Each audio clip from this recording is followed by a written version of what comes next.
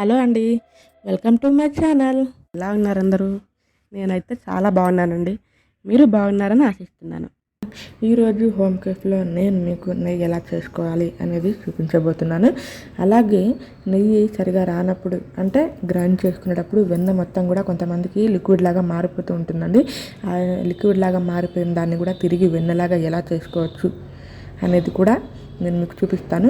కాకపోతే దీనికంటే ముందు నేను నెయ్యి ఎలా చేసుకోవాలి అనేది ఫస్ట్ ఆ ప్రాసెస్ చూపిస్తాను. అది ఎలా చేసుకోవాలో చూడండి. ఫస్ట్ మనం చేయాల్సింది ఏంటంటే, ఇలా పెరుగు మీద మనకి ఒక మీగడలాగా వస్తుంది కదండి. పెరుగు పైన ఆ మీగడని మనం కొంచెం గ్యాదర్ చేయాలండి. తీసి ఒక జార్లోకి వేసుకోవాలి.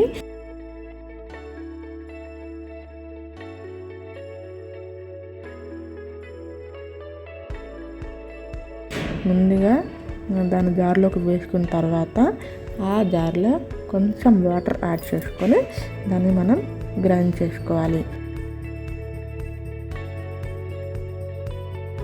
గ్రైండ్ చేసుకున్న తర్వాత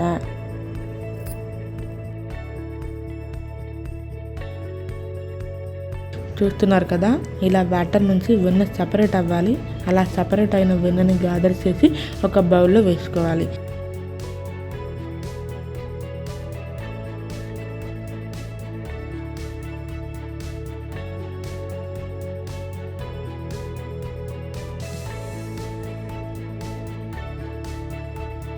అలా వేసుకున్నాక స్టవ్ మీద వేడి చేసుకోవాలి.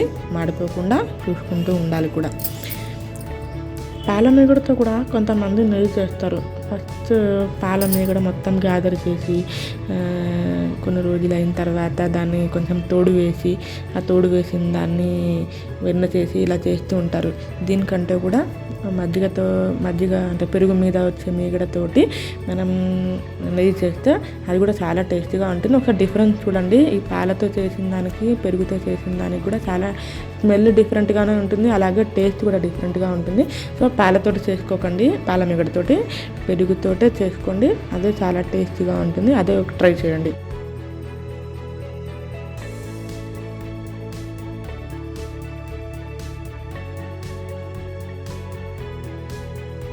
ఓకేనా, చూసారు కదా, ఆల్మోస్ట్ రెడీ అయినట్టే నెయ్యి. ఇలా స్టవ్ ఆఫ్ చేసుకుంటే సరిపోతుంది.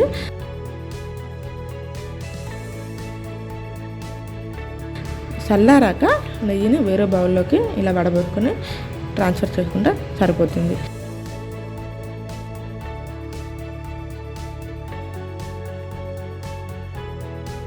కాకపోతే ఈ స్మెల్ ఎన్ని రోజులైనా ఉండాలి అంటే మాత్రం దీంట్లో ఒక 2 లవంగాలు అందులో వేసుకుంటే ఆ వాసన ఎటుపోదు. నెయ్యి కూడా టేస్టీగా ఉంటుంది, అలాగే మంచి స్మెల్ కూడా వస్తుంది. ఈ లవంగాలు వేసుకోవడం అనే చిట్కాని మాత్రం ఖచ్చితంగా ఫాలో అవ్వండి. చూసారు కదా నెయ్యి ఎంత పర్ఫెక్ట్గా వచ్చిందో. చూడడానికి బాగుంటుంది, అలాగే టేస్ట్ కూడా చాలా బాగుంటుంది.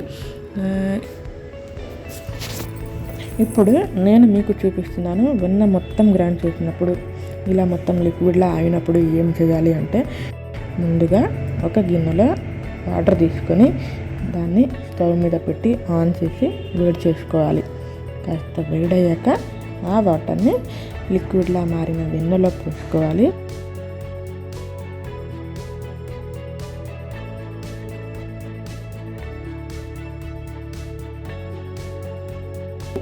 తర్వాత ఆ మొత్తంని జార్లోకి ట్రాన్స్ఫర్ చేసి ఒకసారి కవ్వంతో బాగా చిలికి గ్రైండర్లో తిప్పాలి.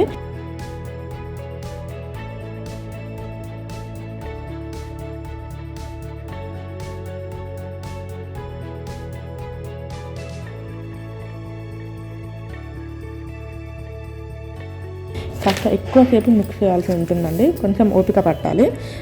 ఆ తర్వాత చూస్తున్నారు కదా నేను ఎలా మిక్స్ చేస్తున్నానో, అలా వెన్న వచ్చేదాకా బాగా జార్ని తిప్పాలి. చూసారు కదా వెన్న వాటర్ నుంచి సపరేట్ అయింది. ఈ విధంగా మనం వెన్నని తయారు చేసుకోవచ్చు అన్నమాట.